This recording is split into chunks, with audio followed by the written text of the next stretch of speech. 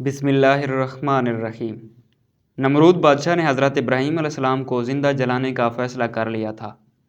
ایک بڑے میدان میں آگ بھڑکائی جا رہی تھی، دور دور سے جنگل کاٹ کر لکڑیاں لا کر اس آگ میں ڈالی جا رہی تھیں۔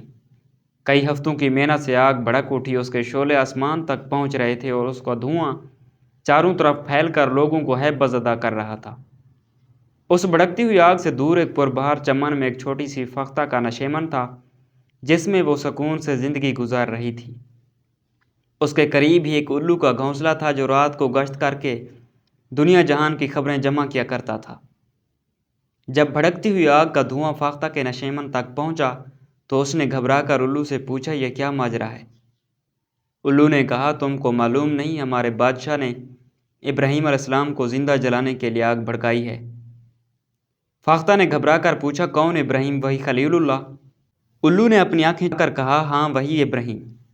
یہ خبر سن کر فاختہ بے اختیار رونے لگی۔ اس نے چیخ کر کہا، نہیں نہیں، ایسا نہیں ہو سکتا، اللہ کے دوست کو کوئی نہیں جلا سکتا۔ الو نے ہنس کر کہا، تم کون چیز ہو روکنے والی؟ فاختہ نے روتے ہوئے کہا، نہیں نہیں، میں ایسا نہیں ہونے دوں گی۔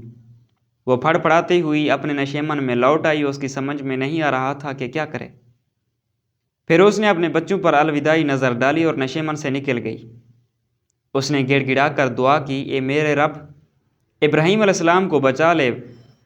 وہ قریب کے چشمے پر گئی اور اپنی چونچ میں پانی بھر کر تیزی سے پھیلی ہوئی آگ کی طرف اڑنے لگی۔ آگ کے شعلے بھڑک رہے تھے، لیکن فاختہ کی زبان پر ایک ہی دعا تھی، میرے رب، ابراہیم کو بچا لے۔ اس کی چونچ میں پانی کے چند قطرے تھے جن سے وہ بھڑکتی ہوئی آگ کو بجھانا چاہتی تھی۔ جب وہ شعلوں کے قریب پہنچی اور آگ سے اس کے پر جلنے لگے تو اس نے وہ چونچ بھر پانی آگ پر ڈال دیا اور پھر تیزی سے دوبارہ چونچ بھرنے کے لیے چشمے کی طرف پلٹی۔ فاختہ نے کئی پھیرے لگائے، وہ تھک کر چور ہو گئی۔ آگ کی گرمی سے اس کے بازو شل ہو گئے۔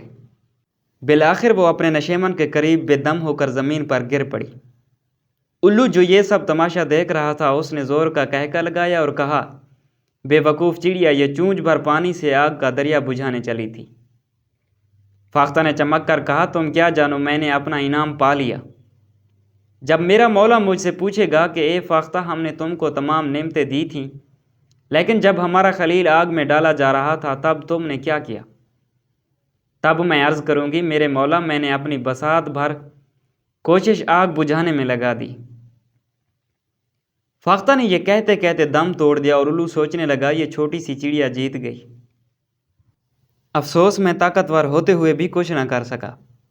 دنیا کے ہر دور میں نمرود اور ابراہیم علیہ السلام کی کشمکش جاری ہے۔ آج بھی آگ ہے، اولاد ابراہیم ہے، نمرود ہے۔ چاروں طرف پھیلی ہوئی آگ کو بجھانے کی کیا ہم کوئی کوشش کر رہے ہیں یا صرف تماش بین بنے بیٹھے ہیں؟ یہ فیصلہ ہم کو کرنا ہے کہ ہم فاختہ کے خانے میں ہیں یا دوسرے خانے میں۔ اگر ہماری ویڈیو اچھی لگی ہو تو ہمارے چینل کو ضرور سبسکرائب کریں۔